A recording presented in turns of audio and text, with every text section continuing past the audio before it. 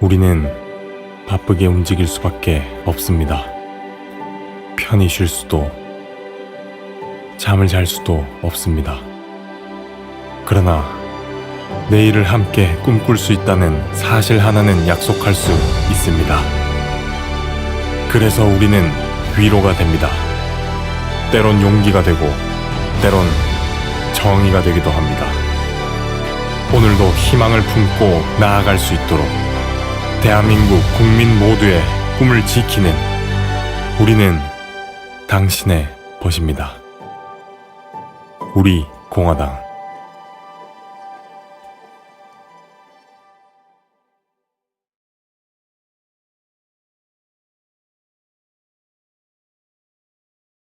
후보님 안녕하세요.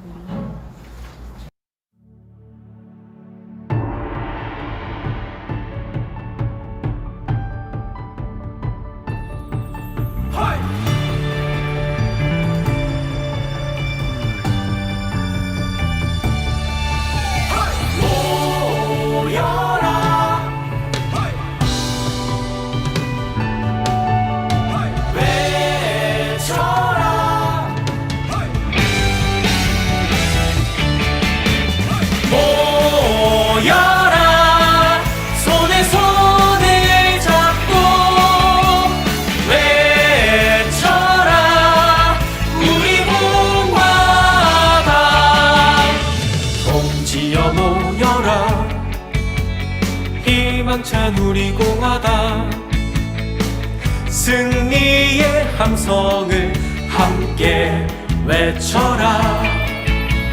찬란한 대한민국, 빛나는 대한민국, 자유민주주의 구출하자. 모여라 손에 손잡고 외쳐라 우리 공화당, 자유민주주의 구출하자.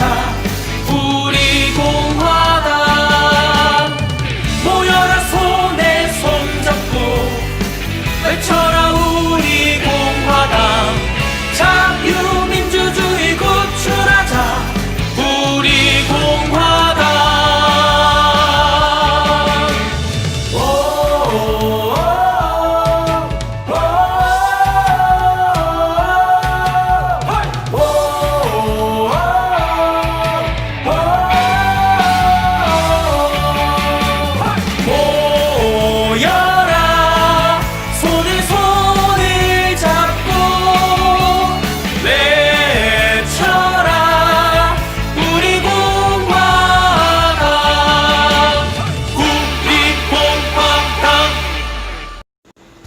국기에 대하여 경례.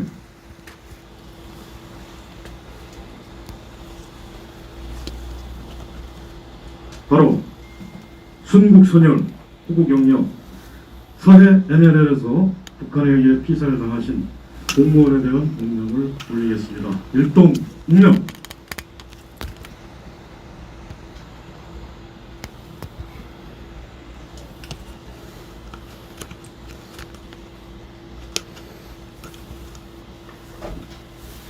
바로 모두 자리에 앉아주시기 바랍니다.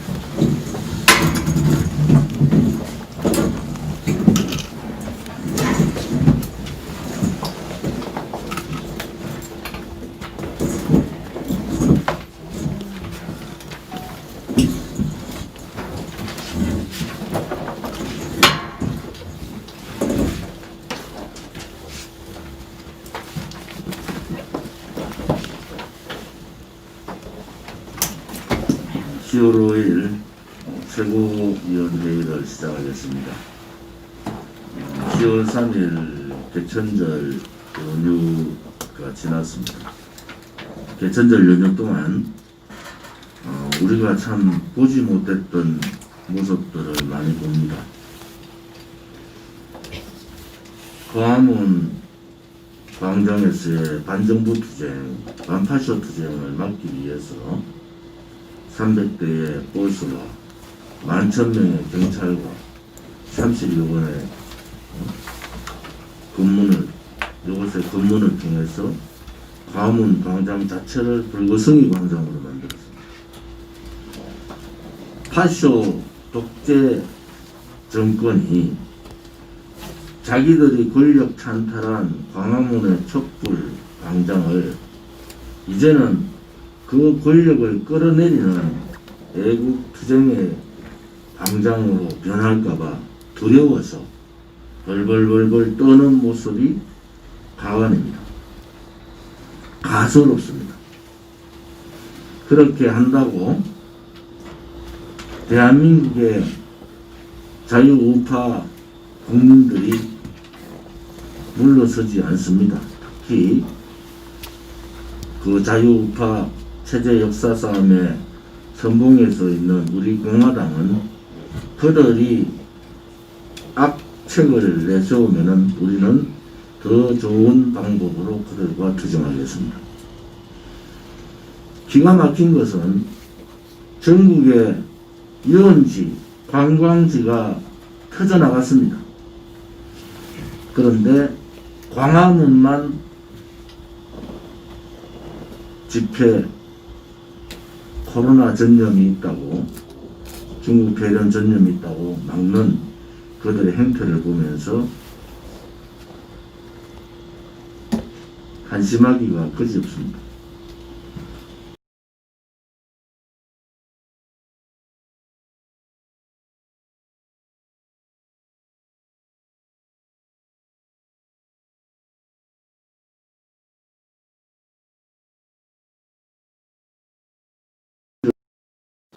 목숨 바쳤던 분들이 계신 것입니다. 저희 아버님도 영천 호국원에 계신데 매년 가는 묘소를 못 갔습니다. 문재인 좌파 독재 정권이 광화문 광장만 막은 것이 아니라 전국의 현충원을 다 통제시켜 버렸습니다. 그러고는 전국 방방곡곡의 관광지 유원지는 인파로 메어 터졌습니다. 무엇이 진실입니까? 그들이 과연 중국 폐렴 방지를 위해서 진정으로 그렇게 한다고 보십니까? 국민 여러분? 그들은 정치 방역을 뛰어넘어서 반정부 투쟁 또 자유민주 체제를 지켰던 분들에 대한 그러한 참배 자체를 거부해버린 겁니다. 우리 공화당은 오늘 사전최고위원회에서 국방부의 또 원호 국방부의 권력 남용에 대한 얘기를 했고 도발 조치해야 된다는 의견이 모아졌습니다. 명절날 가족 해체라는 사회주의 공산주의자들의 목적 달성 또 대한민국 자유민주주의 체제 수호를 위해서 목숨 바친 애국자들에 대한 그 거룩한 정신을 받들겠다는 그것을 근본적으로 막아버린 이 자들이 방역 얘기를 할 자격이 있습니까? 지하철은 미어 터지고 항공기는 완전히 만석이 되고 제주도는 평소에 5배가 모이고 강원도 관광지는 방이 없었습니다. 그런데 그 넓은 현충원과 현충원 같은 급에 있는 그런 전국의 현충원들을 문을 닫았다. 이것은 있을 수 없는 일입니다. 그들의 속셈이 고스란히 드러난 거예요. 일상에 바쁜 사람들이 매번 현충원을 찾아가지 못하고 조상의庙을 찾아가지 못하지만은 그래도 추석 명절, 설날 명절에는 꼭 찾아뵙고 인사를 드리지 않습니까? 설날은 새해 인사를 드리고 추석에는 한 해 동안 고생했던 결실에 인사를 드리는 겁니다. 정치 방역을 뛰어넘어 이것은 체제 파괴 방역입니다. 한마디로 문재인은 자유민주주의 파괴자입니다. 문재인은 자유민주주의 파괴자예요. 자유민주주의를 지키려고 했던 사람과 국민을 멀게하고 파쇼 정권과 저항하고 싸우겠다는 광화문 광장을 좌파 파쇼 광장으로 계속 유지해 가겠다라는 겁니다. 이제 국민 여러분들께서 판단할 문제입니다. 자유우파 국민들이 이러한 사항들을 보면서 침묵하는 것은 맞지 않습니다. 헌법에 보장된 국민저항권 발동을 위해서 전국에서 다들 일어납시다.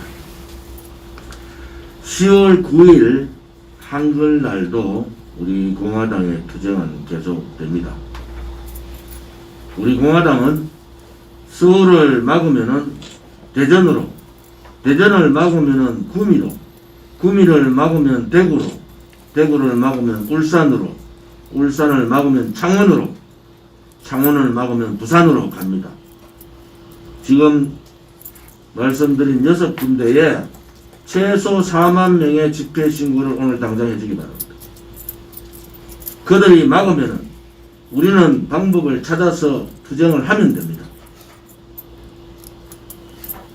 10월 3일 개천절 투쟁에 참여해 주신 많은 분들께 감사를 드립니다.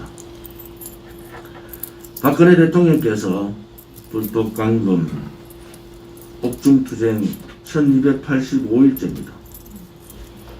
전국의 많은 자유우파, 특히 우리 공화당 당원분들은 서명대 때나 1인 시위 때나 차량 시위 때나 기자회견 때나 자전거 시위 때 인지현 최고와 제가 차고 있는 마스크, 문재인 퇴진 마스크와 탄핵 무효 마스크를 착용해 주시기 바랍니다. 10월 3일 전국에서 기자회견뿐만이 아니라 자동차 투쟁, 1인 시위, 서명대 활동, 당구 배포, 현수막 개척, 자전거 시위까지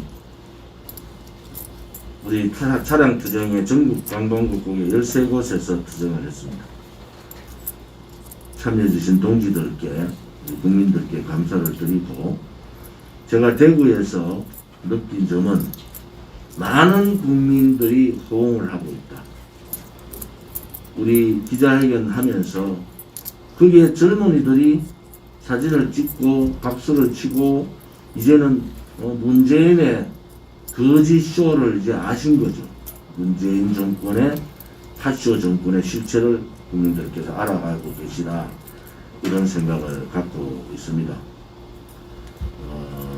트럼프 대통령께서 부부가 중국 폐렴 확진이 됐는데 빠른 완쾌를 바랍니다. 우리 공화당은 트럼프 대통령 정부의 반공산주의 블록, 자유시장 경제 체제 수호라는 대전략 정책을 지지합니다. 우리 대한민국의 좌파 정권이 한미동맹 파괴를 위해서 가전 미국에 대한 도발적 망언들을 하지만은 미국은 중심을 지키고 있다. 단지 이번에 폼페이오 방한 취소와 같이 그들은 행동으로 문재인 좌파 독재 정권한테 경고를 하는 겁니다.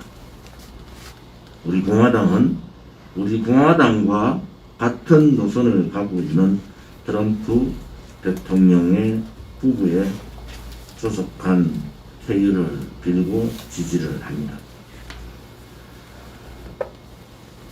북한 괴뢰 공산당 괴뢰 분들이 우리 국민을 살해를 했지 않습니까? 그것도 수십 발의 총탄으로 표적 살격하듯이 사격을 했습니다. 7.2 레기드라는 총을 가지고 사격을 했습니다. 이것은 엄연한 살인행위입니다. 그리고 시체에 기름을 붓고 불태우고 바다에 버렸습니다. 이것은 유엔에서 말하는 기본적인 인권을 말살한 겁니다. 전쟁 시에도 전쟁포로한테도 이런 경우는 없습니다. 대한민국 국민을 문재인 파쇼 한 줌밖에 안 되는 저자들이 우습게 보는 거예요. 월북이라고 덤태기를 세우고 그렇게 몰고 갑니다.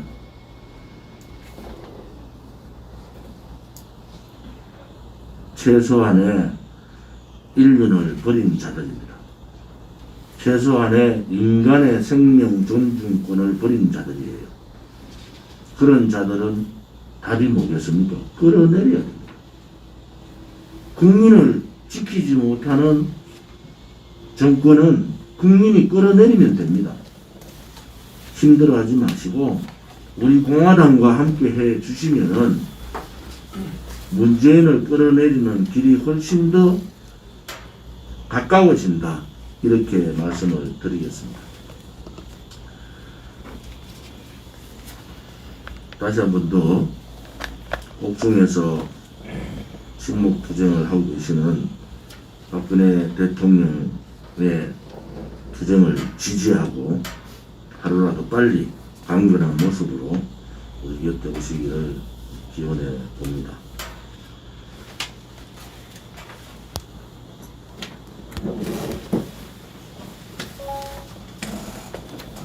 미국 트럼프 대통령과 윤부인께서 코로나 확진 때문에 지금 이제 치료를 받고 있는데 빨리 조속하게 이루어지기를 기원합니다. 그리고 이 확진 사태가 미국 대선에 어떤 영향을 미칠 것인가에 대해서 아마 우리 당노주님도 궁금해하시는 분들이 계실 텐데 제 개인적인 생각은 이 트럼프 대통령의 코로나 확진 사태가 사실은 이번 선거의 쟁점을 아주 단순화시켜서 부각시킴으로 인해 가지고 이 선거의 대결 구도가 명확해지고 그리고 트럼프 대통령의 정책, 특히 중국에 대한 정책이 국민적인 호응을 가동을 해서 오히려 더 좋은 결과를 가져올 거라고 생각합니다. 사실은 이제 이런 위기 국면에서 트럼프 대통령의 그 확진이 오히려 경우에 따라서 좋지 않은 결과를 낳지 않을까 우려하시는 분들이 계실 것 같은데 미국 최고의 의료 기술과 의료 시설을 갖추고 있는 나라입니다. 그리고 아시겠지만 얼마 전에 영국의 존슨 총리가 코로나 확진 판정을 받았습니다. 치료를 받았습니다. 그래서 영국 존슨 총리는 거뜬히 회복을 하셨고 지금 직무를 잘 보고 있고 그리고 그 여파라고 생각되는데 영국은 중국에 대해서 굉장히 강경한 입장을 취하고 있습니다. 네, 바로 그 존슨 대통령의 사회가 앞으로 트럼프 대통령이 어떤 방향으로 정책을 추진해 나갈지 이걸 잘 보여준다고 생각합니다. 그래서 저는 오히려 트럼프 확진 사태가 오히려 일본의 진주만 기습 폭격 사건 그리고 2001년에 있었던 9.11 테러 사건과 같은 중국이 직접적으로 미국을 그 배후에서 그 기습 공격한 그 사례로 평가받음으로 인해서 오히려 정말 미국이 중국 공산주의 세력들을 정말 멸망시키는 그 전략을 더 일관되게 추진할 수 있게 될 것이다. 저는 그렇게 봅니다. 그리고 제가 감명 깊게 느꼈던 건 뭐냐면 펜스 부통령의 그 은행입니다. 사실은 경우에 따라서 이 유고 상태가 되면 펜스 부통령이 대통령 권한 대행이 될 수도 있고 또 뭐 대선 후보와 관련해서 복잡한 문제가 생길 수 있는데 그때 펜스 부통령이 한마디를 했습니다. 우리는 트럼프 대통령과 함께 종교, 가족, 그리고 자유를 같이 지켜 나가겠다. 이런 말씀을 하셨습니다. 그런데 우리는 트럼프 대통령과 함께 종교, 가족, 자유를 지켜나가겠다고 해서 얘기했을 때, 그건 제 자신에게도 그랬지만 많은 미국 국민들에게도 감명을 줬을 거라고 생각합니다. 바로 이런 자세, 그리고 오늘 아침에 보도 보니까 내일쯤이나 이렇게 퇴원할 거라고 그런 보도가 나오고 있는데, 그래서 이런 얘기로 오히려 우리가 이 코로나를 이겨낼 수 있다는 전망, 이 전망도 어떻게 말하면 중국이 뿌린 우한 폐렴이 미국의 수뇌부를 공격했지만 미국 대통령은 그것을 이겨내고 바로 이제 그 우한 폐렴을 붙들인 바로 공산당을 발본색원하는 그런 중요한 계기가 될 거라고 생각합니다. 그리고 바이러스, 그 백신에 대한 백신과 치료제의 효능에 대해서도 어느 정도 확신을 줄 수 있을 거라고 봅니다. 이 사건이. 그래서 아마 존슨 총리도 그랬지만 트럼프 대통령이 만약 완치돼서 나온다면 아마 그 우한 폐렴 치료제의 효능에 대해서 많은 사람들이 신뢰를 하게 될 것이고, 그럼으로써 전 세계적으로 퍼져 있는 이 팬데믹 현상을 종식시키는, 그와 더불어서 이 팬데믹을 이용해서 파시와 독재를 강화하고 있는 문재인 정권을 종식시킬 수 있는 그날이 다가올 거라고 생각합니다. 이상입니다. 예, 박대호 정책위장입니다. 지난 추석 연휴 동안에 제가 대전 충청지역하고 우리 서울의 지인들을 만나고 이런 말씀 나눠보니까 민심이 폭발 직전에 있는데 역시 언론은 그런 걸 전혀 보도하지 않고 있더라고요. 정말로 이 상태로 연말까지 더 악화가 되면 어떤 일이 있을까, 심지어는 밀란이 일어나지 않을까 이런 이야기까지 하는 분들을 보고 참 참을한 심정을 간 적이 없었습니다. 심지어는 여러분들 그 가수의 황제라는 나훈아 씨가 그 공연하시면서 저도 그걸 일부러 봤습니다만 재방송 때 그 말씀하신 거 가지고 온 국민의 추석 밥상에 그게 화제가 됐다고 그래요. 또 재방송을 봤습니다만은 이거 얼마나 대한민국의 지도부 지도층이 역할이 안 되고 이 나라가 얼마나 굶고 있고 민심들이 부글부글 끓으면은 연예인께서, 물론 훌륭한 분이십니다. 연예인께서 그 워딩을 보면 해석하기에 따라서 여러 가지 의미가 있을 수 있습니다만은 나라 걱정하는 쪽으로 그렇게 해석을 해서 국민들이 연일 그 말씀을 해결하고 있더라고요. 그런데 저는 이제 한 가지 생각한 게, 그 어떤 대통령이나 왕도 나라가 어려울 때 목숨을 건 그런 사례가 없다고 그러는데, 저는 그 부분에서는 아니지, 우리 건국 대통령 이승만 대통령도 목숨을 걸고 좌파들하고 싸워서 건국을 했고, 또 박정희 우리 전 대통령께서도 한강다리 건너면서 목숨 걸고 혁명을 통해서 부국강병을 이뤘는데, 그 부분은 조금 제가 정치학자로서 좀 해석을 달리하는 부분입니다. 아주 훌륭한 말씀하셨는데, 그 언론이 잘못하고 있는 것을 KBS 공영방송이 거듭나야 된다, 이 부분은 정말 아주 대단한 이야기였다, 그런 평가를 했습니다. 그거 아울러서 또 TV 연휴 때 프로 중에서 TV조선의 트롯 100년 어워드라는 행사에서 작곡가 정풍승우 선생님, 아주 유명한 분이죠. 허공 작곡하고 유행가를 많이 작곡하고 있는데, 그분도 그 수상 소감을 묻는 자리에서 우리 대한민국이 완전한 자유민주주의 국가로 자리 잡는데 같이 이바지할 수 있도록 앞으로 더욱더 노력하겠다. 오직 나라가 어렵고 썩었으면 이렇게 작곡하는 분들, 연예인분들이 언론을 통해서 이런 말씀 하시는가. 대한민국의 정치는 없는 거예요.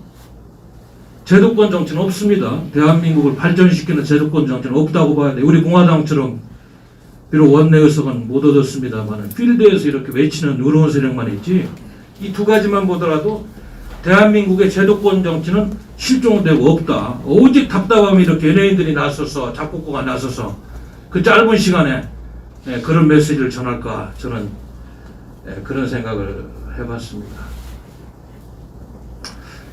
강경화 씨가 취임부터 뭐 전술핵과 전략의 차이도 모르고 외교부 장관 하더니 큰일 났다 싶었더니 결국은 지식과 전문성만 부족한 게 아니고 또 외교부를 통역부로 만들어 놓고 도대체 외교의 전략이 있느냐. 청와대 주사파 심부름만 한다고 연일 지탄을 받는 이제는 도덕 윤리적인 측면에서 가족이 또 이렇게 국민을 속썩이고 있습니다. 아니 특별여행 주의보라는 것을 외교부에서 전 세계 공간에 주의하다라고 이러고 있는데 남편이 연세대 뭐 명예교수가 뭐 미국 뉴욕주를 향해서 출국했다? 이거 도대체 외교부 장관 그 남편이 할 수 있는 일인지 2억 원에 달하는 보트를 구입해서 좀 인생을 즐겨야 되기 이것도 내 자유라고 하면서 그렇게 갔다는데 이 정권의 강요 장차관 하는 사람들이 윤리의식 수준이 이 정도고 가족들이 이렇게 처신하면 조국 씨, 추미애 씨여가지고 윤미향이 이거 뭐 어디 가서 우리 국민들은 지도층에 대한 도덕성과 신뢰성을 찾아야 됩니까? 다 무너진 정권입니다. 이런 거 하나만 보더라도 지지율이 한 10%대로 떨어져야 되는데 여론조사를 해보면 아직도 뭐 40몇 프로 지지한다고 그런다니까 저는 좀 많이 의아한 생각을 지금 갖고 있습니다. 미국의 이민국에서 이제 급기야는 중국 공산당원이 약 9,200만 명인데 가족까지 합하면 2억 7천만 명이라고 그럽니다. 이민국에서 발표를 했어요. 저도 이걸 좀 자료를 구입해서 자세히 읽어봐야 되겠는데 앞으로는 이제 미국의 영주권을 취득한 중국 공산당 전체주의 정권의 당원들은 영주권 취소하고 시민권이나 영주권을 준 것도 다 해소해가지고 추방시키겠다고 그럽니다. 뭐 비자는 막 이야기할 것도 없고. 이거는 이제 지금 중국 공산당의 당원들을 향해 있지만 북한의 노동당 정권, 전체주의 정권 전체에 해당되는 이야기다. 그래서 앞으로 미국의 트럼프 행정부가 대공산권 블록에 대한 봉쇄 방침은 더 확대되고 있다. 그래서 문재인 정권만 거꾸로 하는 그런 정권이다. 그런 생각을 또 하게 만드는 그런 미국 이민국의 조치였다는 생각을 하게 됐습니다. 이 주사파 정권이 이번에 우리 해양수산부 이모 씨 이렇게 총살되고 불에 타였는데도 이번만큼은 다른 때는 모르지만 유엔이 추진하고 있는 북한인권 교류안에 참석하는 공동제안국으로 이렇게 가야 되는데 이번에도 또 안 갈 모양입니다. 공동제안국에도 올해 6월에 유엔인권이사에 북한인권 교류안 채택할 때도 불참했습니다만 공동제안국의 명단을 올렸는데 군 교류안 때는 불참하고 이번에는 지금 하는 거 보니까 이런 사건이 터졌는데도 이 정부는 전혀 북한의 김정은 신기경호하느라고 참여할 생각이 없는 것 같아요. 지금 미국에서 자꾸 우리 대한민국을 향해서 안 좋은 소리 하는 그런 여론이 커지고 있고 반인륜적인 그리고 폐륜적인 이런 행위에 대해서 왜 문재인 정부는 책임자 처벌을 요구하지 않고 진상규명에 대해서 단호한 목소리를 못 내냐고 이렇게 지금 안 좋은 전선이 형성되고 있는데 이런 것까지 이렇게 또 과거에 좌파 정권이 그렇게 해왔습니다만 포기하면은 더 안 좋은 그런 여론 형성으로 아마 나중에 주한미군 감축론 또 미 대선에 나올 때 결정적으로 작용할 것 이런 것들이 다 정책 결정에 굉장히 영향을 미칩니다. 여론 정치라는 거기 때문에 그래서 이 부분을 지금 걱정하고 있고요. 원래는 폼페이오 미 국무부 장관이 일본에서 열리는 쿼드 회의, 미국, 호주, 인도 이런 쿼드 회의에 참석을 했다가 서울에 오기로 되어 있었는데 지금 갑자기 서울 일정을 취소해 버렸어요. 물론 이제 트럼프 대통령께서 지금 확진 판정을 받고 군병원 이송돼 있어서 그런 측면이 있습니다. 그거보다는 일본에 와서 그 회의를 하는데 돌아가는 길에 하루 정도 돌렸다 얼마든지 갈 수 있어요. 그거 아무 상관없는 것 같아 보니까 그거 그냥 핑계고 지금 이거 제가 아까 말씀드렸습니다마는 자꾸 문재인 정권이 지금 친중 노선을 포기를 하지 않고, 지난번에 강경화 장관이 쿼드 회의에 대해서 우리 한국이 참여하는 것은 좋은 생각이 아니라고 이미 또 폼페이오 장관 오기도 전에 이렇게 이제 망언을 하고, 이런 것들이 다 또 반영이 된 거다. 그래서 미국의 외교 무대에서 대한민국은 신뢰성을 또 계속적으로 좀 잃어가고 있는 그런 현장이다. 이런 판단을 하지 않을 수가 없습니다. 그리고 더군다나 지난번에 그 해양수산부 이모 씨가 피살됐는데도 문재인 씨가 화상회의를 통해서 유엔 총회 연설에서 종전선언하고 이런 거에 대해 미국하고 사전에 이렇게 조율을 하고 좀 긴밀하게 협조를 해야 되는데, 정보를 주고 이렇게 해도 그걸 묵살하고 주사파 정권의 입맛대로 과도한 이념으로 자꾸 한미동맹을 이간질하니까 이런 현상이 있고, 이렇게 되면은 앞으로 대한민국의 안보 이익은 엄청나게 사장될 것이다. 그래서 한반도 주변의 안보 지형이 안 좋은 쪽으로만 계속 흘러가고 있다, 이런 판단을 할 수밖에 없습니다. 물론 뭐 옥토버 서프라이즈하고 해가지고 트럼프 대통령도 혹시나 특보에 도움이 되면 10월 말경에 10월 원래는 좀 김정은이하고 뭐 깜짝쇼 같은 걸 한번 해서 특보에 도움이 되는 쪽으로 뭐 하려는 생각이 있었습니다만은, 지금 문재인 정권이 이렇게 너무 번지수가 안 맞고 또 코로나 확진 판결을 받고 그래서 이 카드는 이미 뭐 없어진 카드가 된 걸로 저는 알고 있는데, 아무튼 그걸 떠나가지고 일본까지 와가지고 이렇게 미국의 인도태평양 전략을 논의하고 대한민국의 안보역에 결정적인 논의를 하는데, 그거 들렸다가 서울 잠깐 뭐 옆에 한두 시간이 모는 이거를 취소하고 미국으로 간다는 거는 더 엄청난 지금 안보적인 재앙으로 연결될 수 있는 그런 분위기가 또 조성되고 있다. 저는 그렇게 말씀을 드리고 싶습니다. 하여튼 우리 공화당은 국내 정치는 물론이고 또 국제 정세에 항상 예민하게 생각을 가지고, 또 말씀드릴 수 없는 부분도 있습니다만 할 수 있는 노력을 해야 되겠다, 이런 생각을 하고 있습니다. 감사합니다.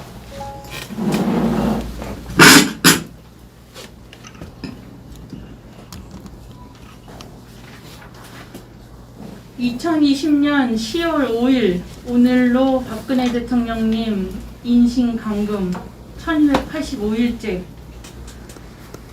날씨는 추워지고 있습니다. 우리 공화당 당원 동지 여러분들, 특히 연로하신 당원님들께서는 감기도 조심하시고 독감도 조심하시고 코로나도 조심하시고 모두 강건하시기만을 우리 공화당 지도부 모두 기원을 합니다. 대한민국의 민주주의는 정부의 반헌법적 경찰 차벽에 가로막혔다. 2020년 10월 3일 광화문에 들어찬 경찰버스 300대, 그 모습 보고 한 말 아닙니다. 대한민국의 민주주의는 정부의 반헌법적 경찰 차벽에 가로막혔다. 이 말을 한 자는 문재인입니다. 2015년 11월 15일 문재인 그자가 뱉은 말입니다. 자기 정치에 불리하면 민주주의가 반헌법적 경찰 차벽에 가로막혔다고 투쟁을 하던 그런 자들입니다. 그런 자들이 10월 3일 경찰버스 300대 4km의 차벽, 검문소 90곳, 경찰 1만 명을 동원해서 대한민국의 자유민주주의, 집회 결사의 자유, 국민의 헌법상 기본권 짓밟아버리고 죽여버렸습니다. 이게 나라입니까? 광화문에 가득 들어찬 그 하얀 경찰차의 벽을 보면서 우리 공화당 그리고 대한민국 국민들은 절망과 분노와 어디 한번 눌러보아라, 누르면 누를수록 우리의 분노는 커질 것이고 그 분노는 급기야 문재인 퇴진 달의 몰락으로 이어질 것이라는 이를 악문 다짐을 하였습니다. 2011년 6월에 헌법재판소는 이명박 정부의 일명 명박산성 경찰 차벽에 대해서 위헌이라는 판정을 내립니다. 경찰 차벽에 대해서. 법률상 과잉 금지의 원칙에 위반된다 하여 위헌 판정을 내립니다. 경찰의 전면 차단 차벽은 위헌이다. 평화로운 집회 시위를 막고 집회 참가자들을 주의와 고립시키는 경찰의 차벽 설치는 위헌임을 선언한다라고 과잉 금지의 원칙을 위반한다라고 헌법재판관 7대2로 위헌 판정을 내립니다. 또한 경찰 차벽은 경찰 직무집행법 위법, 경찰버스를 일반적 사용법과 달리 차벽으로 사용하는 것은 경찰관 직무집행법 위반이다. 법령상으로도 경찰버스를 이용해 사람의 통행을 가로막거나 집회 현장을 봉쇄하기 위해 사용할 수 있는 경찰 장비가 아닌 것이다. 라는 법률가들의 판단입니다. 이런 판단과 조사 누가 했느냐? 진보라는 것들, 좌파라는 것들 참여연대에서 이렇게 아주 상세하게 조사 분석해놨습니다. 지도부 비공개 회의 때는 말씀 못 드렸지만 우리 공화당에서는 이 10월 3일 개천절에 문재인 정권, 좌파 독재 정권이 광화문 광장, 국민의 광장, 국민의 기본권을 억압하고 탄압한 그 경찰 차벽에 대한 헌법 소원 제기가 반드시 있어야겠다라는 생각을 갖고 있습니다. 또한 이렇게 경찰청장, 김창룡 경찰청장, 장하연 서울지방경찰청장 다 사퇴하십시오. 직권남용에다가 이자들이 그런 짓을, 국민의 기본권을 함부로 짓밟는 짓을 하게 지령을 때리고 공개적으로 명령을 한 문재인, 이것은 엄연한 탄핵사유입니다. 헌법에 위배되는 위헌적 탄핵사유입니다.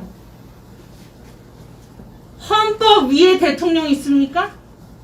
대통령이 법 위반하면서 국민 기본권 억압할 수 있습니까? 할 수 없습니다. 이작자들이 잊지도 않은 법률 위반, 잊지도 않은 죄로 박근혜 대통령을 올가매고 탄핵시켜 지금 대통령께서 고초를 겪고 계십니다. 정작 이런 자들이 자신들의 위헌적 행태, 위법행위 반드시 심판받아야 합니다.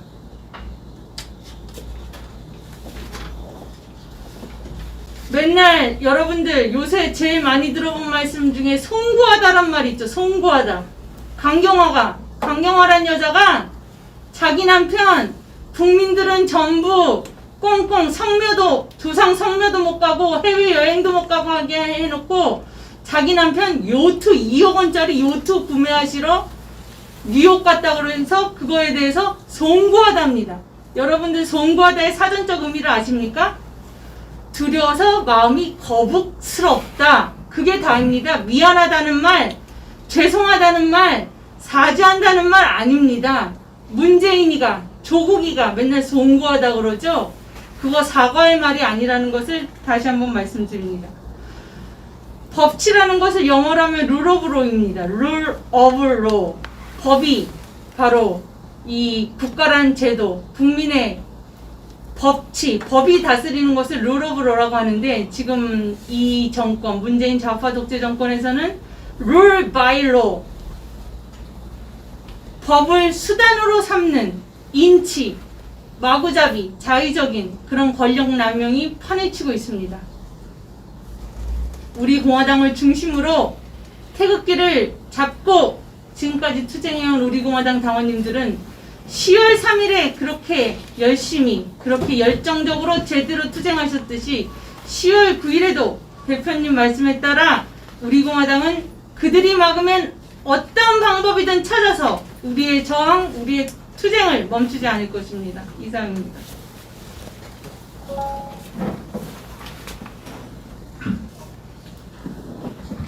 네, 당원 동지 여러분 안녕하십니까?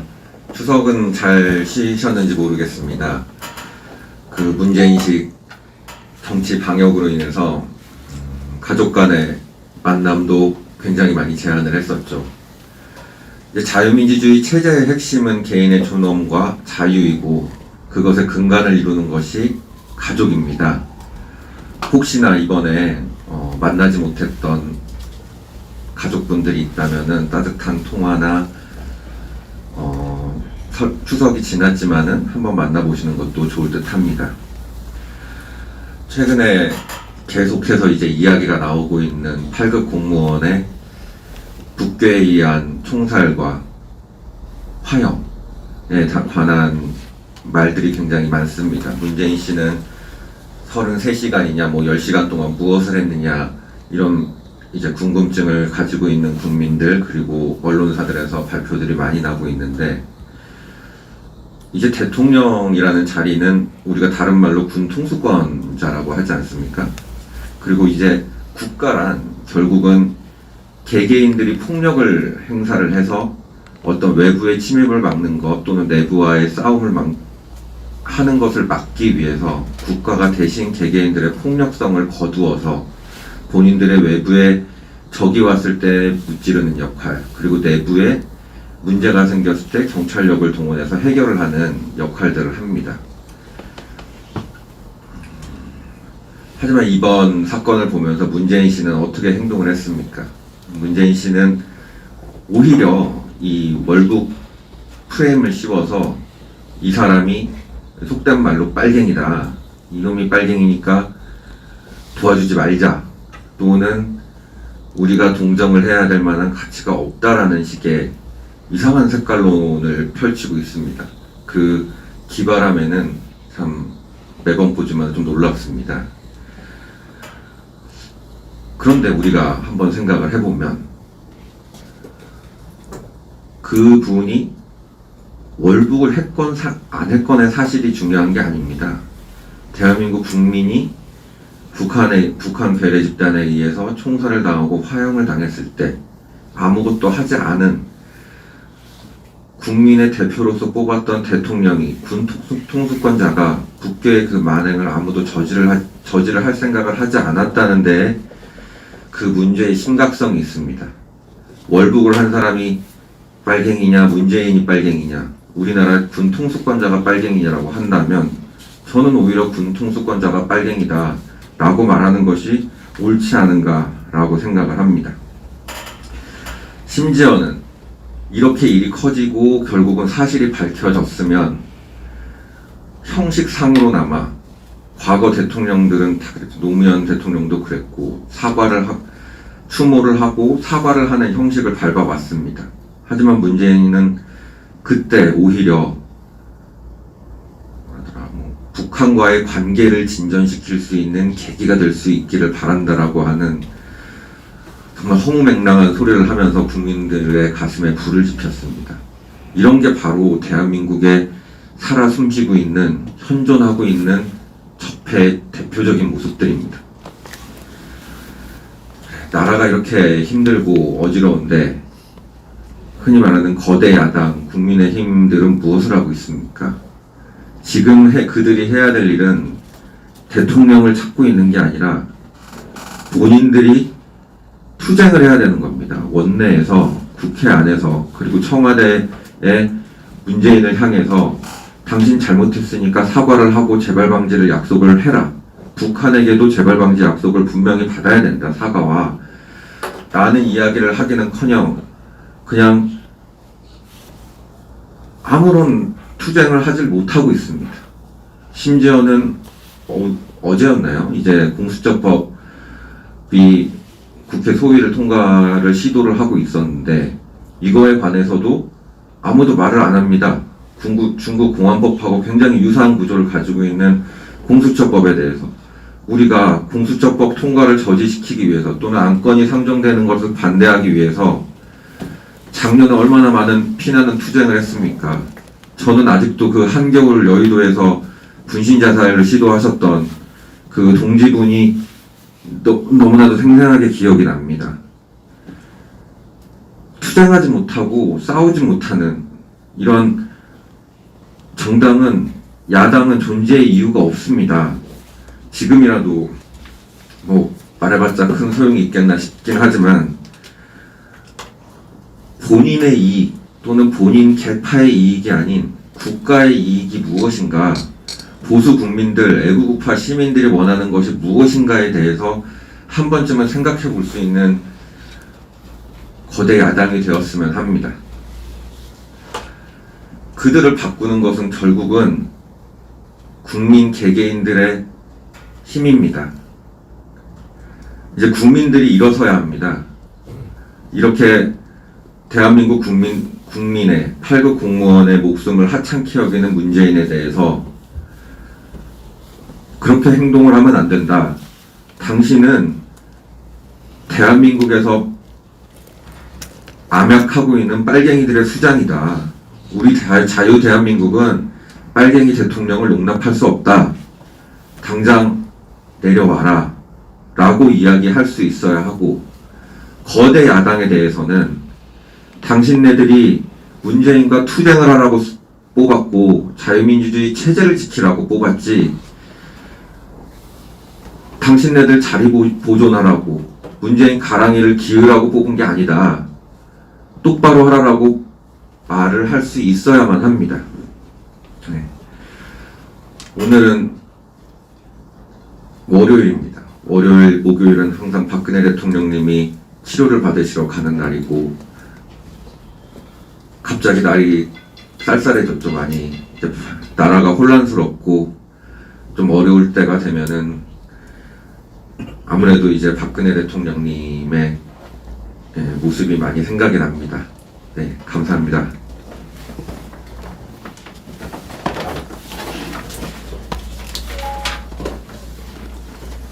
(9월 28일부터 10월 4일까지) 서명대 운영 현황입니다.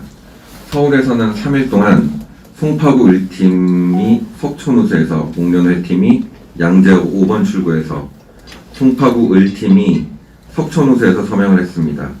부산입니다. 나흘 동안 부산시당팀이 서부터미널 사상전철역에서 부산역 앞, 그리고 부산역 10번 출구 앞, 남포동 롯데리아 앞, 서구 충무동 당사 앞, 성지국 어린이대공원 동양마트 앞에서 서명을 받았습니다.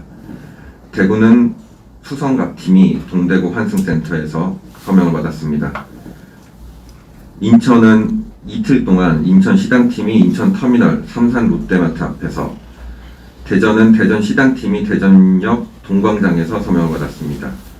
경기도는 3일 동안 남양주팀이 마석시장 장날, 수원팀이 지동시장, 남양주팀이 도농역, 파주시팀이 금촌역 광장 앞, 안양 과천팀이 안양역 앞, 광명시팀이 광명 철산역 앞, 안양 과천팀이 안양역, 안양의원팀이 안양예술공원, 그리고 시흥시팀이 산미시장에서 서명을 받았습니다. 충남입니다. 충남도당팀이 온양온천역에서 서명을 받았습니다. 경남입니다. 경남은 9월 28일 경남도당팀이 합천터미널 앞에서, 10월 1일, 3일, 4일 추석 연휴 동안 마산 서명팀이 마산 내서읍 3개 사거리에서 서명을 받았습니다. 마지막으로 제주입니다. 제주는 토요일에 제주도당팀이 제주시청 앞에서 서명을 받았습니다. 그래서 총 서명인수가 총 서명인수가 2,438명, 일반 당원 357명, 책임 당원 130명입니다. 그래서 총 서명인수 2,438명, 당원 507명이 증가하였습니다. 모두 감사합니다.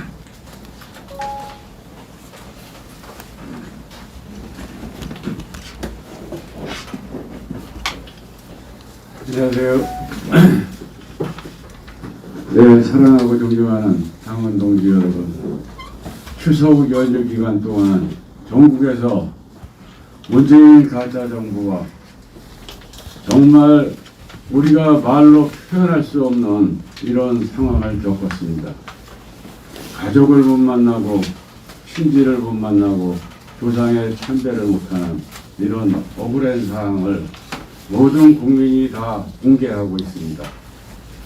저희 전국에서 우리가 가짜 정부와 이렇게 투쟁하는 것이 정말 옳다는 것을 자신의 역사에 남을 것입니다.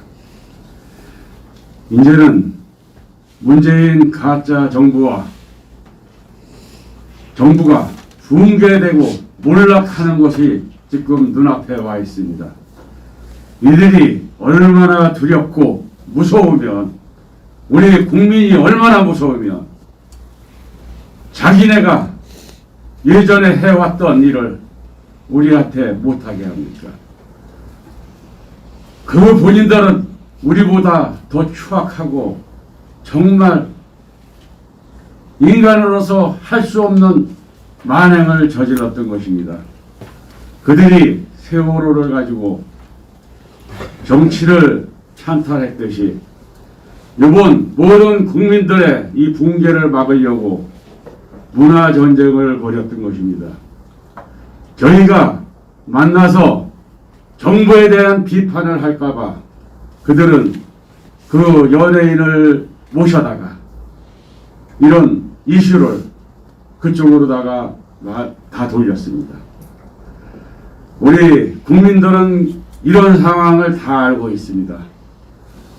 어떻게 그들은 정말 내로남불이라 하지만은 이건 내로남불도 아니고, 우리 보수 국민들은 그래도 양심이 있어서 참회를 하고 용서를 빌으면 그것을 갖다가 덮어 씌워서 사람을 끌어내리고 감옥에 가두고, 지금 가짜 정부의 관료들은 그 추악하고 치졸하고 정말 인간으로서 할 수 없는 이런 행동을 하는데도 그들만의 잔치를 벌이고 있습니다. 국민은 붕괴하고 있습니다. 이제 몰락이 눈앞에 왔습니다. 정말 그렇게 두려운가요? 두려울 수밖에 없습니다. 모든 것이 다 거짓이고 가식이고 거짓말이었으니까요. 이제 우리가 이렇게 투쟁하고 국민이 무서울 줄 알으면 이제 내려와야 됩니다. 그래서 저희 우리공화당 당원, 우리공화당이 정토보수 우파의 중심이 돼서 대한민국을 다시 살리고 다시 찾는 그날까지 국민이 이제 붕괴하고 일어나야 됩니다. 우리공화당이 지금까지 와왔듯이 정말 가열차게 투쟁했습니다. 그들이 쉬는 날 쉬지도 못하고 하루가 멀다 하고 터져나오는 그들의 거짓 선동에 우리가 너무 억울해서 밤잠을 못 자고 있습니다. 정말 우리 박근혜 대통령님이 탄핵되는 그 시점에 얼마나 억울했습니까? 분했습니까? 이제 이런 모든 상황이 하나하나 다 드러나고 있습니다. 그들이 우리보다 얼마나 더 못된 짓을 하고, 우리는 못된 짓이 아니라 일말의 양심이 있어서 요만큼의 잘못이 있으면 그 용서를 비는데, 그들은 저 산 같은 정말 산더미 같은 죄를 짓고도 정말 어떻게 용서를 빌지 않습니까? 이제는 얼마 남지 않았다는 이런 가짜 정부의 행태를 알았으니까 저희 우리공화당과 국민들이 다시 한 번 더 힘차게 노력해서 대한민국을 다시 찾아야 되겠습니다. 예, 감사합니다.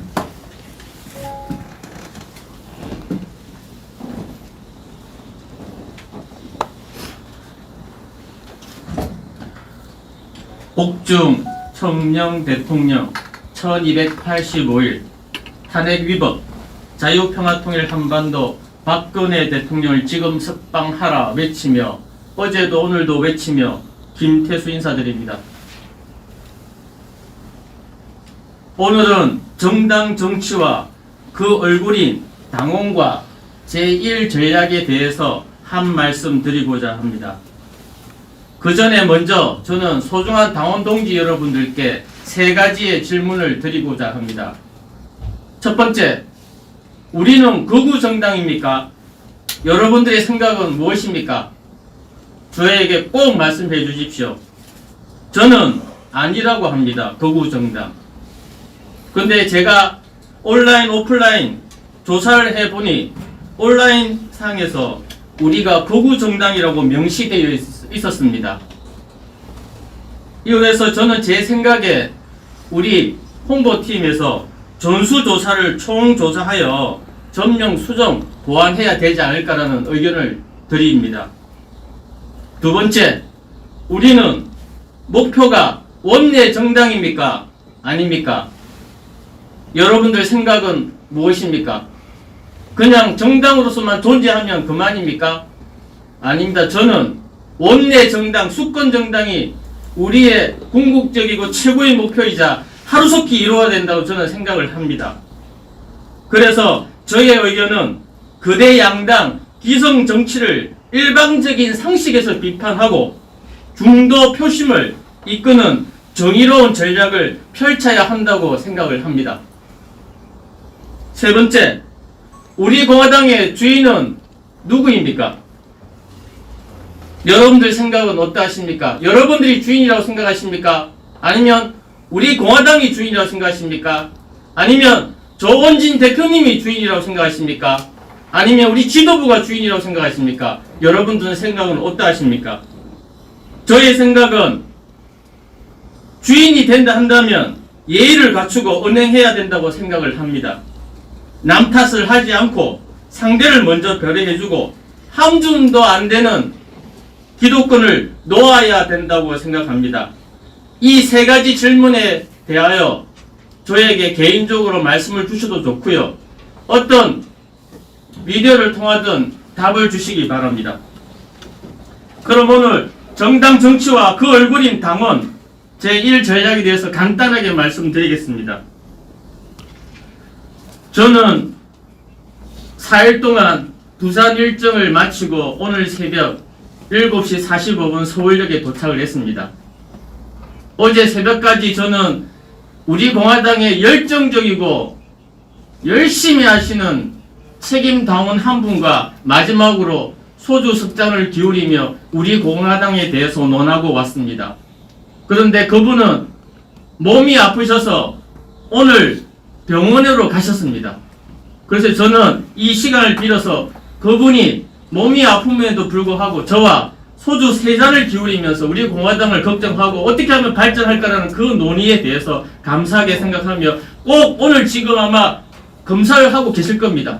그 검사 결과가 좋기를 바라며 좋지 않더라도 꼭 회복되시기를 바라는 입장에서 저는 그 말씀을 드리고 싶습니다. 그래서 여러분들은 국민의 속으로 가기 위해서는 술 얘기가 나왔는데 약간의 술도 필요하지 않을까 생각합니다. 대신 가음이나 술 주정은 절대 하지 말아야 되겠죠. 저는 여러분들께서 아시다시피 예비 후보 때는 무소속이고 후보 때는 우리 공화당 소속이었습니다. 제가 우리 공화당을 선택하게 된 여러 가지 사연 중에 한 가지가 있습니다. 그 한 가지는 바로 영입을 목적으로 부산시당 훌륭하신 김정분 위원장님과 첫 공식 대면에서 삼계탕 식사 시 인삼주 한 잔을 마셨습니다. 인삼주 한 잔을 마심으로 해서 제가 수락을 한 사연 중에 한 가지가 되었습니다. 그런데 그 인삼주는 술이 아니었습니다. 거기에 녹아있는 김정분 위원장님의 호소력이 있는 솔직함과 소탈함, 정의로움에 저는 매료가 되어서 우리 공화당의 당원 입당을 그리고 후보로서의 결심을 하게 되었다는 일화가 있었던 것을 오늘 처음 공개를 합니다. 이렇듯이 술을 좋아한다는 표현보다는 저는 좋은 사람들과 어울려 행복한 분위기가 좋아서 제가 술을 세지는 않지만 그 분위기가 좋아서 어울리고 술을 마시는 것입니다. 이 또한 여러분들이 국민의 바다로 가기 위한 또 필요한 부분이 아니라고 저는 생각을 합니다. 보통 술에는 한절의 술에는 옛말에 한 나라의 찬란한 영화와 비운이 있고 한 개인의 출세와 입신 그리고 허무와 좌절이 있는가 하면 로맨틱한 사랑과 낭만이 있다 했습니다. 옛말에 술을 하지 못하면 그 사람과 논하지 말라고 했는데, 물론 그게 다 맞다고 볼 수는 없지만, 하지만 그래도 사람과 어울림에 술은 조금은 필요하실까 아닐까 저는 생각을 합니다. 그래서 저는 이 얘기하기 위해서 한 게 아니고, 저는 술을 마시면 습관이 하나 있습니다. 그 습관이 무엇이냐면, 꼭 술을 특히 많이 마시면 아이스크림을 꼭 저는 먹습니다. 근데 그 아이스크림 중에 제가 좋아하는 아이스크림이 베스킨라빈스 31입니다. 베스킨라빈스 31을 먹는데 거기에는 31가지의 아이스크림이 똑같은 가격에 골라 먹는 재미가 있습니다. 그것도 아주 자유롭고 평등하게 골라 먹고 너무 맛있어서 술이 다 깹니다. 그리고 저는 집에 돌아갑니다. 제가 이 얘기 하려고 한 게 아닙니다. 그런데 우리 대한민국의 정당은 2020년 10월 현재 정당이 무려 44개의 정당이 있습니다. 그런데 수많은 정당이 있음에도 불구하고 베스킨라빈스 31처럼 우리에게 평등하게 선택권을 주고 있지 않습니다. 너무 불공정하고 악조건에서 우리 보고 표를 한 표 행사를 하라고 그러는데 이게 말이 되겠습니까? 물론 정당을 아이스크림에 비교하는 것이 뭐가 맞냐고 반박하시겠지요. 하지만 사람들이 투표하는 심리를 생각하여 보십시오. 평등한 가격, 평등한 조건이면 진짜 내가 좋아하는 아이스크림, 진짜 국민을 위해서 일 잘하는 사람을 선택하지 않겠습니까? 일 잘하는 사람을 선택하지 않겠습니까, 여러분? 그런데 우리 보고 평등하지 않고 불공정한 환경에서 이 사람을 뽑아라 하는데, 당연히 우리나라 정당 정치에서는 거대 양당 중에 한 명을 뽑지 않겠습니까? 그래서 우리는 이번에 1%도 안 되는 지지도가 나온 거 아니겠습니까? 이 얘기를 하니 제가 생각나는 프랑스 정당 정치가 생각이 납니다. 프랑스의 정당 정치는 우리와 유사한 부분이 좀 있습니다. 거기 프랑스 사람들은 정치를 생활화되어 있습니다. 우리는 그렇지 못합니다.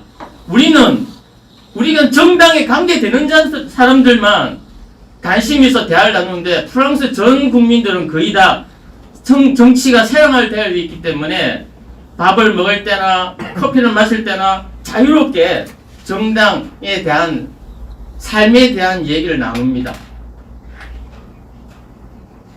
그래서 프랑스라는 것은, 나라는 정당 정치가 좀 특별합니다. 여러분들 그거 아십니까? 우리가 지금 쓰고 있는 용어 중에 좌파와 우파가 어디서 생겼는지, 바로 프랑스 대혁명, 시민혁명에서 좌파 우파라는 말이 생겼습니다. 그 좌파는 어떤 의미냐면, 루이 16세 사형시키자, 그리고 개헌하자.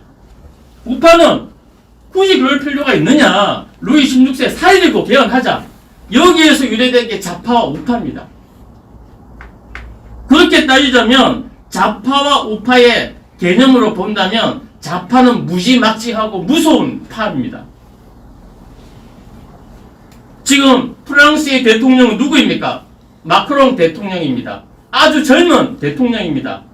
춤의 댄스의 기재입니다. 여러분들 댄스 영상 보셨죠? 그 친구가 바로 지금 현재 프랑스의 자랑스러운 대통령이 되어 있습니다. 근데 그 마크롱 대통령은 어떤 전략을 내세웠냐면, 마크롱 대통령은 2016년도에 정당 앙마르슈라는 창당을 했습니다. 기존 정당이 아니었습니다. 그리고 2017년 프랑스 대통령 선거 정당 후보에 처음 출마하여서 2017년 5월 7일 제25대 대통령 선거에 당선되었습니다. 이 말은 뭘 의미하냐면, 그 역사가 오래된 300년, 200년 된 프랑스 정당 정치에서 그 유수하고 당당하고 권위 거대한 정당들을 제끼고 새로 창당된 후보자가 대통령이 되는 것입니다. 그 대통령이 되기까지 그 정도 어떤 걸 전략을 썼느냐? 마크롱은 얘기했습니다. 나는 좌우파를 가르는 중도 정당 정치에 대해서 나는 좌파도 아니다, 그리고 우파도 아니다, 기존 정치에 맞서 민주혁명을 일으키겠다라고 주장하면서 중도 표심을 다 끌어모았습니다. 사표까지 끌어모았습니다. 그리고 좌파 우파의 표까지 끌어모아서 압도적으로 프랑스의 훌륭한 대통령이 되었습니다. 우리 또한 그 교훈을 삼아서 우리도 그런 전략이 필요하지 않나 싶어서 제가 오늘 이 시간 말씀을 드려보았습니다.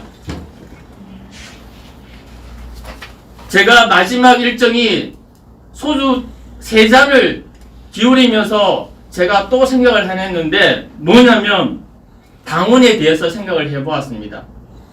지금 우리는 저도 4일 동안 부산 일정으로 여러 곳을 여러 정당 활동을 하면서 느낀 것 중에 하나는 우리가 서명대에서 당원을 접수를 받습니다. 일반 당원과 책임 당원. 그래서 저는 제일 중요한 것이 저는 놓치고 있다고 봅니다. 그것이 바로 무엇이냐. 당원을 받을 때 좀 더 디테일하게 1대1 형태로 세밀하게 그분과 대화를 나누고 진정한 당원을 받아야 되는데 그렇지 못한다는 점입니다. 그리고 당원을 받았으면 쭉 계속 관리가 되어야 되는데 제가 보기에는 관리가 지금 이루어지고 있지 않은 것 같습니다. 제가 지금부터 보고 드리겠습니다. 간단하게. 저는 지난날 우리 공화당의 서구 동구의 조직위원장으로 임명을 받았습니다. 그리고 제1가 메인 작업과 동시에 조직위원장으로서 어떻게 해야 될지 고민을 하면서 170명이라는 명단을 받아서 제 나름대로 어떻게 규합을 할까 준비를 했습니다. 그래서 저는 1단계로 170분에게 제가 직접 스스로 170분에게 문자를 다 보냈습니다. 그런데 놀라운 사실이 있습니다. 170분한테 보냈는데 딱 5분 정도만 답이 왔습니다. 그리고 그 다음에 제가 카카오톡 그룹 채팅방을 또 만들어서 170분을 다 초대를 했습니다. 놀라운 사실이 또 벌어졌습니다. 아무도 답이 없었습니다. 단 7분만 저한테 답이 오셨습니다. 그리고는 바로 다 빠져나가고 지금 현재 카톡방에는 41분의 책임 당원이라는 분이 남아 계십니다. 아무 말씀이 없으십니다. 그리고 어제 갑자기 어떤 한 분이 카톡방에 새벽에 문자를 보내서 우리 만나자. 그리고는 두세 사람이 동조를 하듯이 만나자 하는 그런 대화가 나눠졌습니다. 저는 그냥 지켜보고 있었습니다. 이걸 뭘 의미하겠습니까? 제가 받은 170명의 명단이 죄송스럽지만 과연 책임 당원의 명단이라고 볼 수 있다고 저는 생각하지 않습니다. 그 책임은 저에도 있고 우리가 관리 못한 그 부분도 있다고 봅니다. 이게 부산의 서구 동구의 예지만 이걸 전국으로 봤을 때는 과연 어떻게 관리를 해야 될지 우리는 받는 것이 능사가 아니고 받았으면 그 한 분 한 분을 잘 관리하는 부분에 정책을 펼치는 것이 우리가 외연 확장이 제일 중요하지 않냐고 저는 생각을 합니다. 그래서 저는 우리 당원 동지 여러분들은 정당의 뿌리입니다. 당원이 없으면 정당이 존재하지 않습니다. 지금 우리 공화당이 마무리하세요. 살아남을 수 있는 부분은 당원이 있기 때문에 살아남을 수 있다고 봅니다. 그래서 여러분들이 당원을 주변에 있는 당원을 내 가족처럼 안아주시고 감싸주시기 바랍니다. 이상입니다. 네, 반갑습니다. 추석 연휴와 개천절에도 전국 각지에서 기자회견과 1인 시위, 차량 시위, 서명대를 통해서 전국 각지에서 수고해주신 당원 동지 여러분 너무너무 감사드립니다. 저는 오늘 2가지 말씀을 좀 드리고 싶은데요. 먼저 지금 서울시가 내년부터 매년 약 120억 원의 세금을 투입해서 2026년까지 총 750억짜리 공무원 전용 주거안정기금을 만들어서 서울시 공무원에게 연 1% 금리로 전세 대출을 해주겠다고 합니다. 공무원 전용입니다. 국민들은 문재인의 손만 대면 뻥뻥 터지는 마이너스 손으로 인한 경기 불안과 또 문재인의 코로나 핑계 방역 독재로 인한 내수경제 침체, 역시나 문재인의 부자는 가난하게, 가난한 사람은 더 가난하게 만드는 부동산 정책으로 인해서 한숨이 그칠 날이 단 하루도 없는데도 불구하고 국민의 피 같은 혈세를 공무원들에게만 저리로 대출을 해준다고 합니다. 무주택 청년이나 신혼부부의 경우에 부부 소득이나 자녀수를 합쳐서 계산을 해서 일정 조건에, 까다로운 조건에 부합해야만 가까스로 1%대 대출을 받을 수 있습니다. 일반 국민들은 1%는커녕 아예 대출문이 다 막혀서 대출은 엄두도 낼 수 없는 이 같은 상황에 공무원의 이 같은 전세 대출은 과도한 복지이며 국민의 공감을 살 수도 없습니다. 서울시는 코로나 추경으로 인해서 예산을 44조까지 늘렸고 지방채도 역대 최대로 3조나 발행한 상황입니다. 서울시의 재정이 급속히 악화되고 있는 이 상황에 국민의 세금, 국민들 역시 마음 같아서는 세금도 내고 싶지 않겠지만 그래도 허리띠 올라가면서 내는 국민이 피땀과 눈물로 내는 세금을 공무원의 대출 자금으로 쓴다? 이것이 대출입니까? 이것이 복지입니까? 저는 절대 그렇게 보지 않습니다. 이것은 공무원 조련비입니다. 말 잘 듣는 착한 공무원 만들기, 저항하지 않는 로봇 공무원 만들기, 공무원 조련비인 것입니다. 전공로 사육비인 것입니다.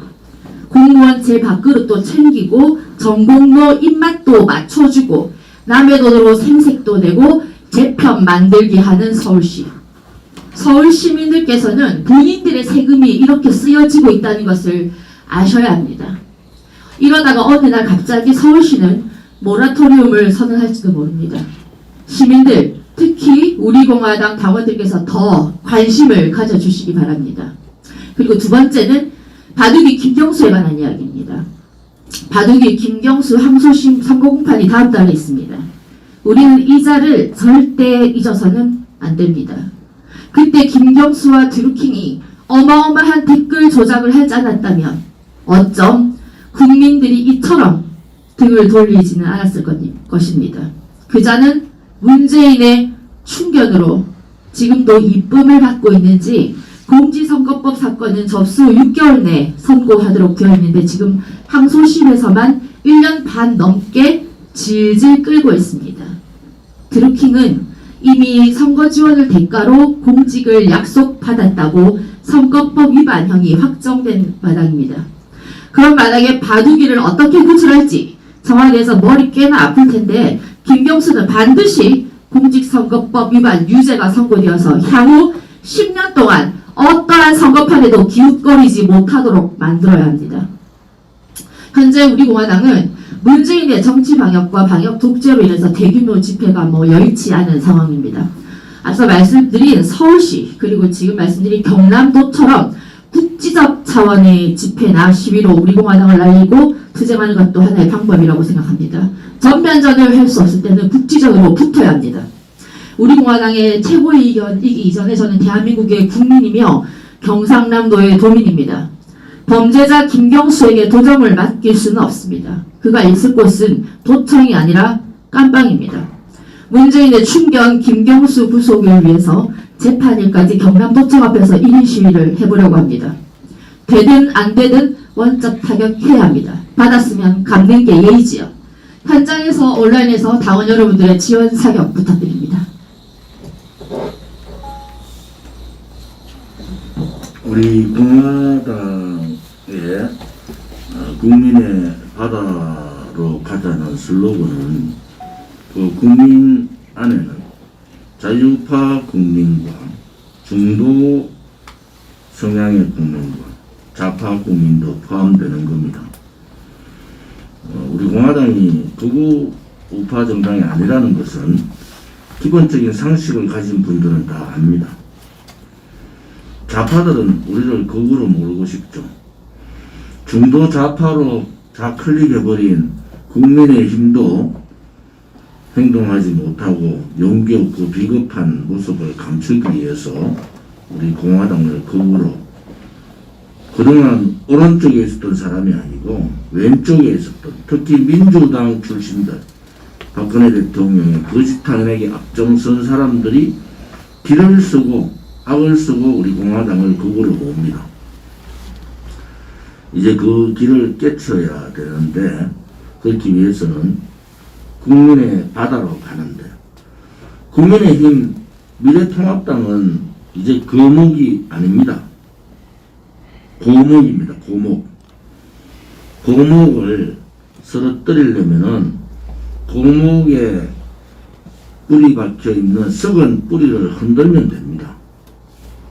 결국은 양대 정당 특히 중에서 오른쪽에 있는 미래통합당 국민의힘이 정신을 차리지 못하면은 문재인 좌파 독재 정권하고 똑같습니다.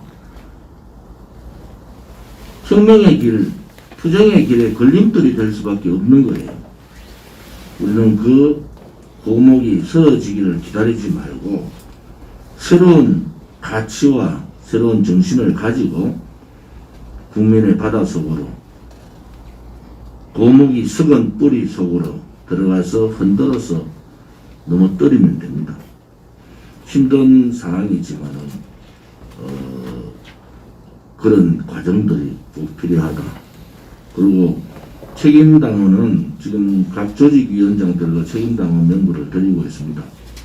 우리 책임당원은 당의 당비를 내는 분들인데 제 지역에 한 800명 됩니다.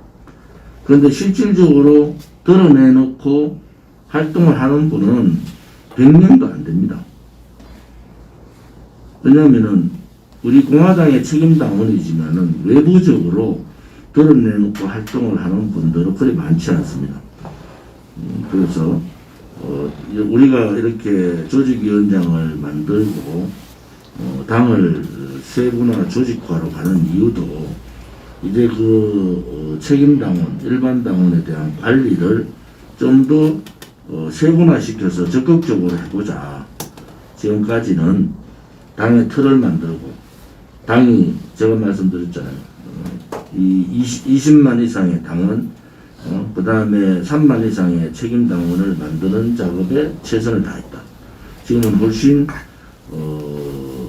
목표 달성을 했기 때문에 앞으로도 100만 당원, 20만 책임당원을 확보를 하고 그 중에서 책임당원 중에서 활동할 수 있는 사람들을 발굴해내고 또 새롭게 만드는 것이 역할이다. 서명대 오늘 이성호 최고위원이 얘기했지만은 서명대가 답입니다. 지금 1인 시위한다, 차량 시위한다, 또 무슨 기자회견 한다, 뭐 등등등 하면서 서명대를 등한시하면 안 되는 겁니다. 서명대가 최우선이다. 서명대 하는 것과 하지 않는 것을 보면은 차이가 이렇게 그래프로 지금 다 만드는 겁니다. 시도당별로. 그래프를 만들어서 서명대 하면은 당원이 들어오게 되고 그 당원의 관리는 이제 시도당이 관리하는 단계가 지난 거예요. 그래서 조직위원장 당협이 필요한 겁니다. 오늘 보시다시피 서명대를 해서 부산은 서명대를 통해서 일반 당원 110명에 책임 당원이 91명입니다. 일주일 동안. 서명대를 하지 않은 도로 3군데나 있어요. 그 차이가 뭐겠습니까? 여러분 1인 시위하고 뭐 하고 뭐 한다 하야죠. 그런데 우리가 근본적으로 해야 되는 것은 서명대입니다. 각 시도당에서 제가 대구에 가서도 그랬어요. 서명대를 등한시하고 바깥에 앞만 다니면 뭐 하느냐. 서명대를 통해서 당무도 배포하고 전단지도 배포하고 서명도 받고 일반당원 책임당원을 받는 것이 기본으로 하고 그 다음 활동을 하셔야 된다. 이런 말씀을 대구 쪽에도 제가 얘기했는데 오늘 공개적으로 말씀드리면은 서명대를 하면은 당원이 모입니다. 자꾸 하지 않고 어렵다는 말씀들을 하셔요. 부산은 대구보다 경북보다 더 어렵잖아요. 그런데도 하지 않습니까? 책임당원을 한 주에 91명, 일반 책임당원 합쳐서 200명을 모으잖아요. 안 하면은 누가 옵니까? 그래서 전국적으로 서명들은 기본으로 해야 된다. 이번에 연휴 때 보니까 차량 시하고 기자회견하고 이런 시하면 서명대 안 해요. 그것은 대단히 잘못된 거다. 그러면 우리 공화당은 확장성이 안 되는 겁니다. 새로운 당원들을 계속 모셔야 되잖아요. 지금 부산과 같이 서명들을 일주일 내내 하면은 전국이 비율로 따지면요 1000명이 넘어가는 겁니다. 책임당원이 1000명이 넘어가는 거예요. 비율로 따지면은. 그런데 무슨 이유인가 안 하잖아요. 이제는 서명대를 기본적으로 하고 다른 투쟁도 같이 가야 된다. 이 말씀을 꼭 드리겠습니다. 부산 동지들께 다시 한 번 더 감사하다는 말씀을 드리겠습니다. 이제는 조직위원장이 아마 이달 말 되면은 150명 가까이 됩니다. 조직위원장 선임되면은 책임당원 명부를 다 드리는 이유가 이제 그분들하고 만나셔야 돼요. 한 분이 100명, 200명 만날 수 있습니다. 만나보면은 그분들의 개별 사정을 알게 돼요. 저도 뭐 지금 추석 때만 해도 메시지를 계속 보내잖아요. 근데 메시지의 효과가 얼마나 있겠느냐. 그래서 조직을 세분화하고 당협으로 가는 이유가 이제는 그 당협이 우리 공화당의 기본적인 조직의 선두가 된다는 겁니다.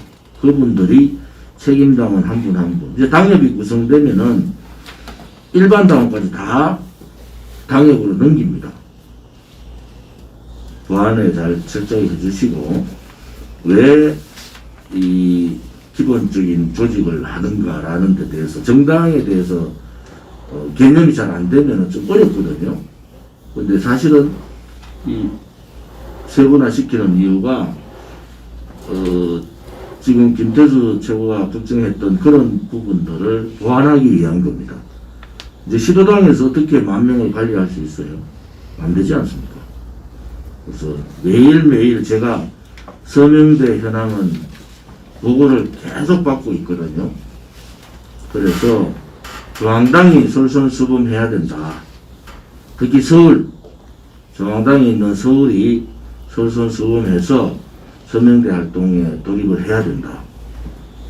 지금 서명대 활동 부진한 지역은 더 열심히 서명대 활동, 부산을 본받아서 더 열심히 해주기를 바랍니다.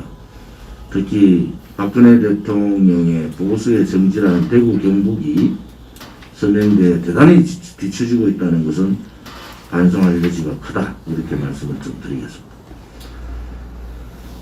경제적인 문제가 오늘 신문에 보면 국민건강보험공단 국민행복카드라는 게 있습니다. 여기에는 임신, 출산, 진료비 신청자 숫자가 나오는데 역대 최저입니다. 누가 결혼하고 누가 애를 낳고 싶겠습니까?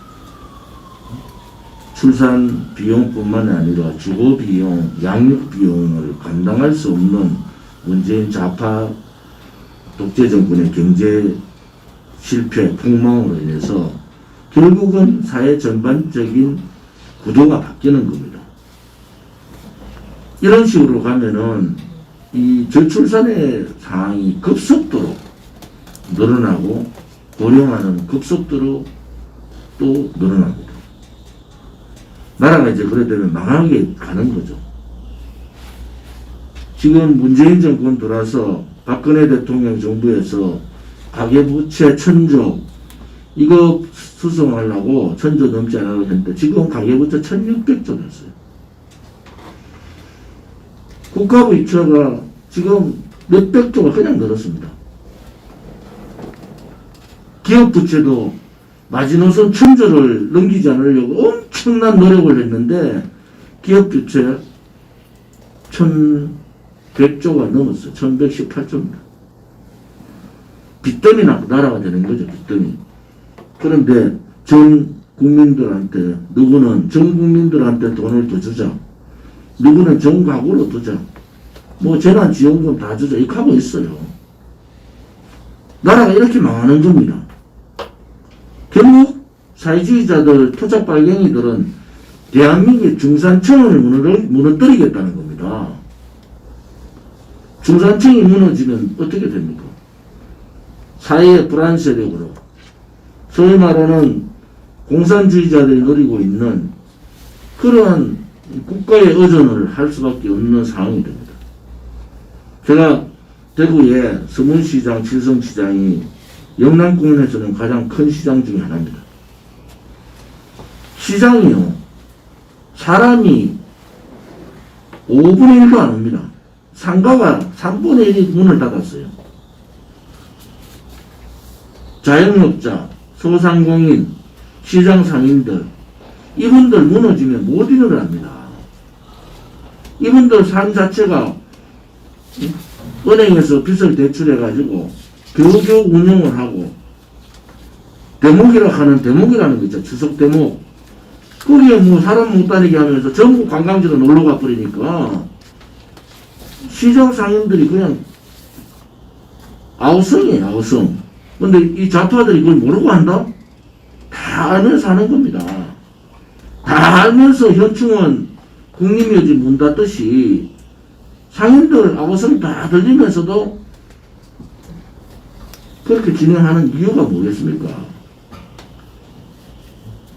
이런 약한 그들의 속셈을 우리 깨달아야 된다. 우리 공화당이 좀 더 이런 부분에 대해서 좀 더 데이터도 모으고 박근혜 정부 때 경제지표하고 지금 문재인 정권 들어와서 경제지표를 한번 비교해 보십시오. 누가 잘했는지. 박근혜 정부 이후에 그 영향받는 2017년 9월까지요. 56개월 동안 상승했습니다. 상승. 그런 부분에 있어서 각 당 사무처나 정책위에서도 이런 부분을 좀 분석하고 국민들한테 좀 알리고 경제 비교 수치가 천조를 막으려고 했던 가계부채나 기업부채가 다 무너졌다. 그런데도 국민들은 문재인 지지하고 있는 거예요. 결국은 어떻게 됩니까?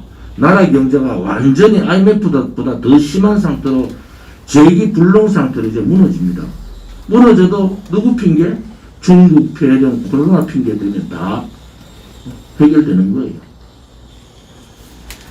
이번 연휴 기간, 특히 10월 3일 우리 투쟁에 각 지역의 유튜브 선생님들이 많이 참여를 해주시고 지역의 내용들을 알려주셔서 대단히 감사를 드립니다.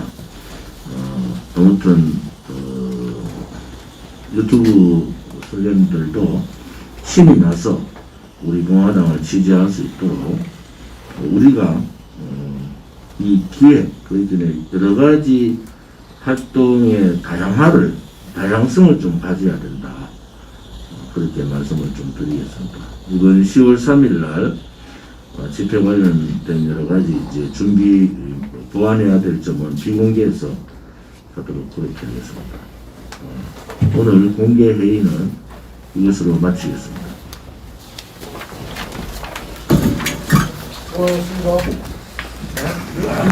자, 비공개 회의 바로 시작하겠습니다.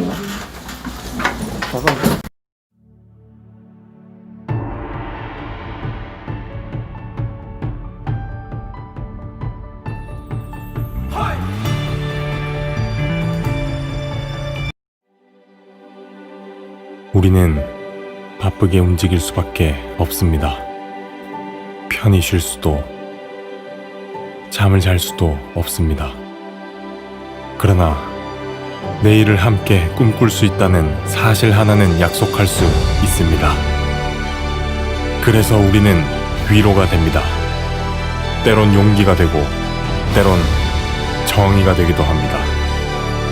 오늘도 희망을 품고 나아갈 수 있도록 대한민국 국민 모두의 꿈을 지키는 우리는 당신의 벗입니다. 우리 공화당